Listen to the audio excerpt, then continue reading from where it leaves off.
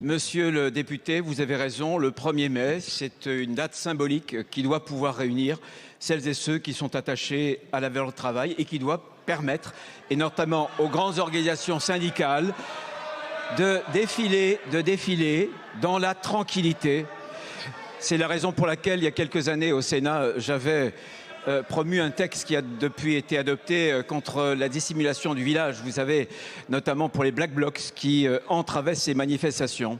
Et vous avez raison, puisque un certain nombre d'individus appellent au contournement des règles qu'a édictées la préfecture de police. Le préfet de police, à juste titre, vient de signaler à la justice les propos d'un individu qui est d'ailleurs par ailleurs un attaché parlementaire d'une députée insoumise.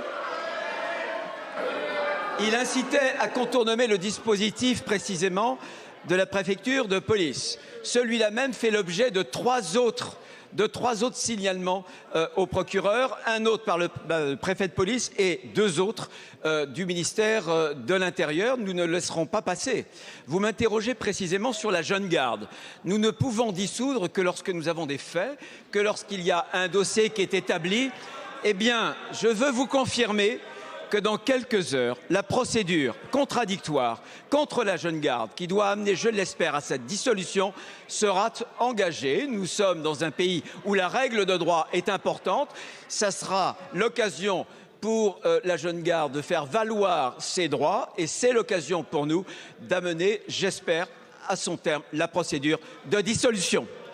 Merci beaucoup, monsieur le ministre. Monsieur le député. Merci, monsieur le ministre de l'Intérieur, d'entendre le Rassemblement national qui, inlassablement, continuera à se battre pour la liberté des Français.